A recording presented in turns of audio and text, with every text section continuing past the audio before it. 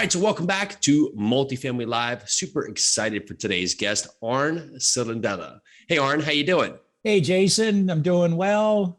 Great to be here, and thanks so much for having me on your show. Well, excited to have you. And Arn is a real estate broker and investor with over 43 years experience in the real estate industry. He started as a residential broker in 1978, built a thriving Silicon Valley residential brokerage business with accumulating a sizable portfolio of single-family rental homes, both in the San Fran Bay Area and across the U.S. Arn founded Spark Investment Group in 2020, transitioned his single-family rental portfolio into multifamily properties, and currently has a portfolio of over 1,300 units as a limited partner and 433 as a general partner. Spark Investment Group assists busy professionals to create passive income through passive investments in multifamily, providing financial freedom and even more time freedom, right? And so we were having that talk earlier where the financial freedom is cool, but the time freedom is really where everything's about. And so to get out of the gate, I'd have to say, just, you know, with such a storied investment career here, what was the moment that just came up where you said, well, now I'm going to go into multifamily? What was it? Great question. And actually, it was a phone call with a young investor buddy of mine here in Greenville, South Carolina, where I now live. And we've been friends 5-6 years, kind of followed and supported each other. He moved into the syndication space. And in March 2020, when COVID hit, he called me up and said, "Hey, Arn, what do you think COVID's going to do to rent collection?" And I told him, well, wait till about April 5th and I'll let you know. You know, I wanted to see if the April 1 rents came in. And that led to a podcast. And then that kind of set things in motion.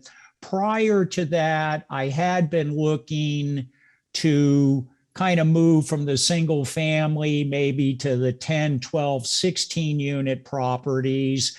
But that phone call and the subsequent education I got kind of pushed me more towards the larger deals through syndication. Got it. And so you think about this, you get yourself to April 5th here and you're looking at the narrative, right? So we have the macro point, and then we have each of the markets being treated, you know, differently. And then some of the legislation really dictating the path there. And where was syndication the model that really took off for you compared to just going from the single family into the 10 and 12 space? Well, so I do have a few 10 and 12 unit buildings, and I enjoy doing that. Those are typically more structured as joint ventures.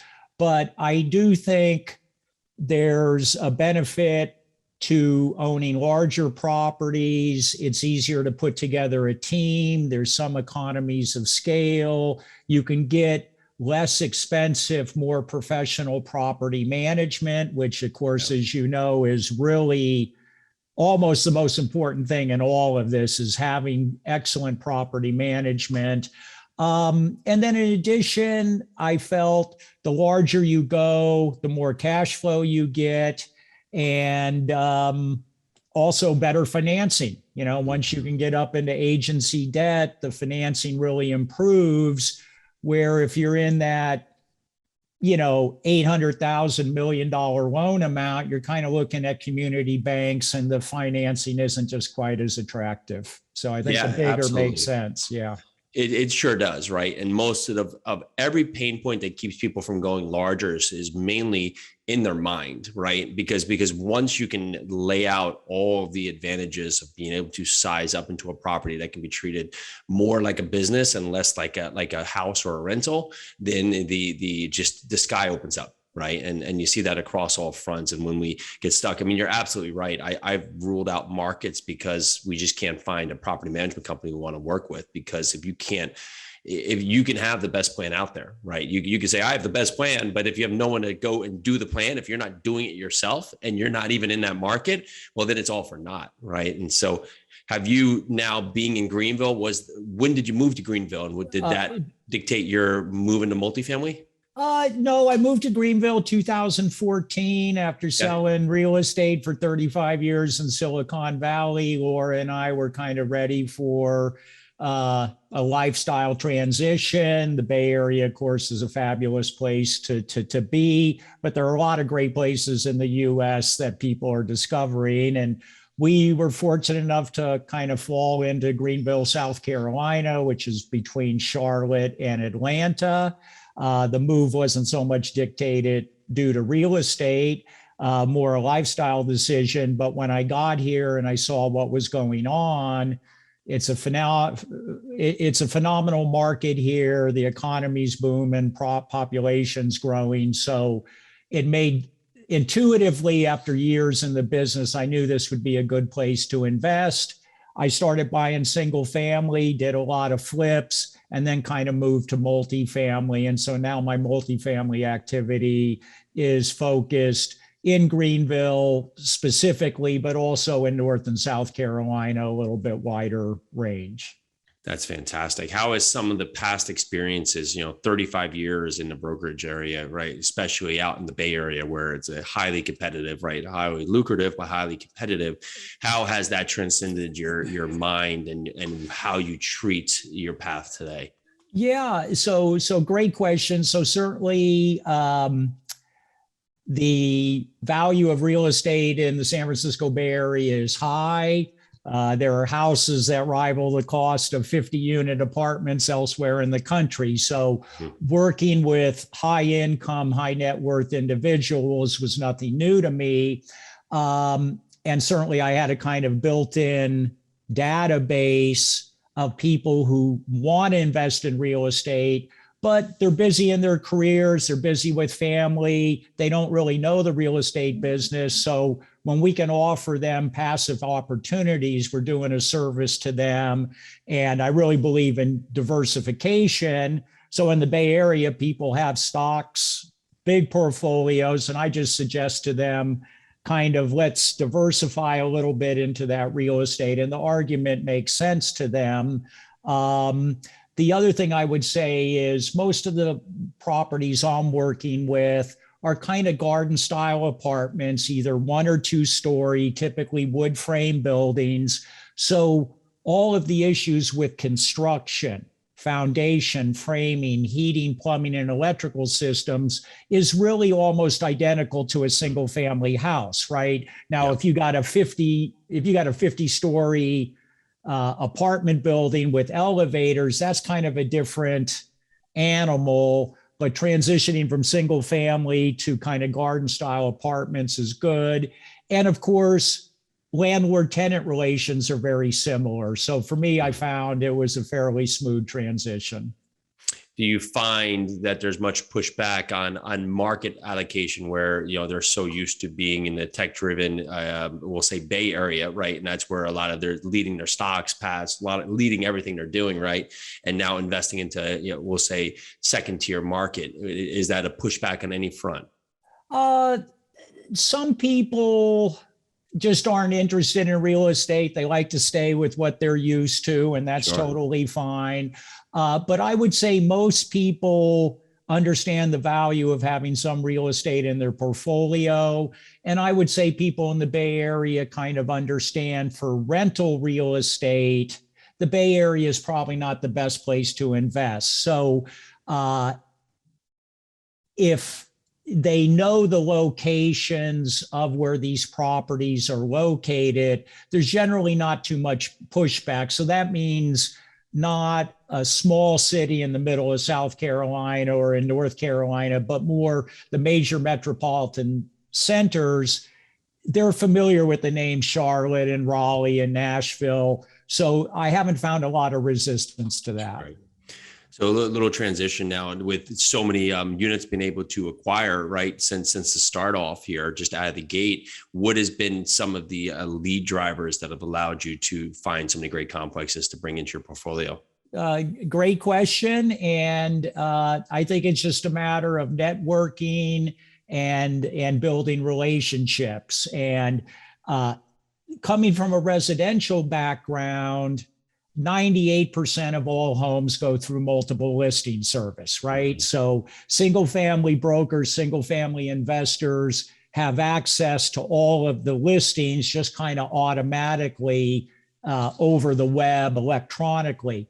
Where commercial real estate, there's no kind of national MLS clearinghouse for this data. So it's more building relationships with individual brokers.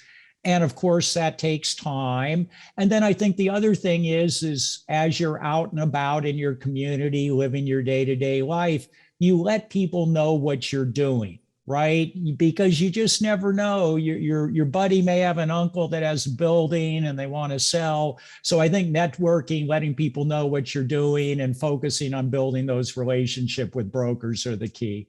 Yeah, it's so true, right? You can talk about it, and it doesn't have to be a sale. I think people think when they're letting people know what they do, they're selling them, right? So I had one of our group in our mastermind walked across to meet a new neighbor, right? And the neighbor said, "Well, what do you do?" And just explained to him. And the neighbor said, "Oh," and the next thing you know, now he wants to be an investor, right? Just a general question, no sale involved. Just this is what I'm doing, right? And people love if it's something that can help them, great, but they do want to hear about you. That's why they ask the question. Yeah, and you are so right. So like if you go to a cocktail party, right, in your community, I guarantee you people are talking about, well, what did that house down the street sell for? And it's just natural. And you're exactly right. Just let people know what you're doing. And really a little light bulb will go off in their head and they'll go, boy, I'm interested in that. I want to learn more.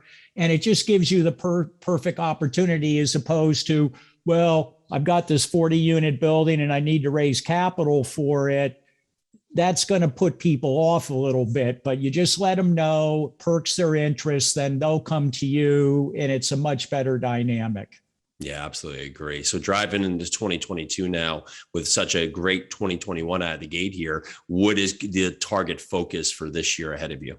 So I think the most of the acquisitions I've done to date have been in the $3, $4, $5 million range, and I'd like to probably start doing larger deals. I'm not ready for a $50 million deal, but if I could jump up to 10, 12 million.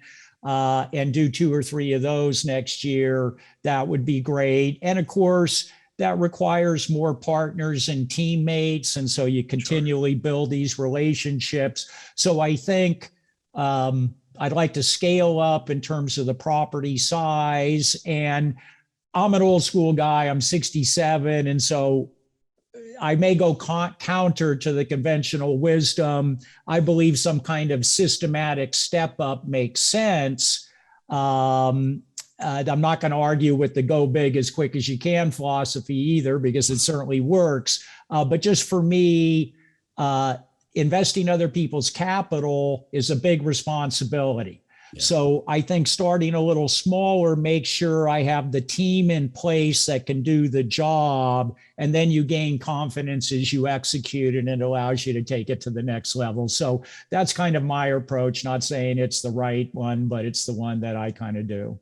No, very well said. We oftentimes think about, oh, we have to go as big as possible, but if the program and your strategy is not in place and you are taking on people's capital here, you're basically trying out your approach on someone else's dime. And although you may be investing too, probably the lion's share is coming from investors. And so the return of capital, right? The preservation of capital. So the growth of capital, yeah, that's great. But the other two, they have to stand forward, right? You have to have that in your strategy here. And so many times we say, well, I'm buying all these buildings, but if you don't have the team, right, that's a big infrastructure play where you're just taking on a lot of risk. With potential, yeah, could there be a return? Yes, but the downside risk really can outweigh it. So the step up approach, I absolutely agree. I think it really carries such a good purpose to what you're doing, right? Because if you can step up, then great. Then turn the engine on, let's go. But it takes that first next step up to see, okay, how do we play at this level, right? How is this playing like? How do we move to that next piece here? And I think it's going to be really beneficial. Looking at what you just did here with this last year, I'm sure 2022 is going to be no different. Well, thanks. Yes. And I think the other thing is, if you approach this as kind of a long-term business, by producing, serving your clients, it's always easier if you can keep your existing clientele happy. that's a lot easier than finding new clientele, right? So it's important to do well, and you then build that loyalty and trust. And I know you probably have investors that have invested in 4 or 5 of your deals sequentially because you've proved yourself. And so that provides value to you because you know you have this loyal, committed investor base that when you find the right property, they'll be there to support it on the end that they need. So take a little longer term approach. It's not about one deal. It's about doing it well repeatedly. Yeah. And in the age of today where everything is snap of a button, right? It shows up, you order food on your phone, it's there in 10 minutes. It's people get lost and it has to happen right now, but we miss how quickly the last 5 years have went. So well said, Arn. Arn, thank you so much for joining us on the show today. For everyone that wants to hear more about you, Spark Investment Group, how do they find you? Hey, thank you. So I'm on LinkedIn and Facebook. My website is did I say 2 W's or 3? Investwithspark.com. And my email is arn@investwithspark.com. So I'm easy to find, happy to talk to people about real estate. It's something I've done all my life. I enjoy it. It's created a nice life for me. And, I think we're both just motivated to help others achieve kind of the life they want, the life work balance they want through real estate investing. That's perfect. Arn, thank you so much for being on the show. Really appreciate having you. Thanks, Jason. Appreciate it. Good to meet you. Now, what a great story we've had here. Like you've heard, of course, hit that follow button, hit that subscribe button so you can hear more great stories like we have on these interviews with Arn as well. So Arn, thank you so much. All the listeners out there, talk to you shortly. Thank you.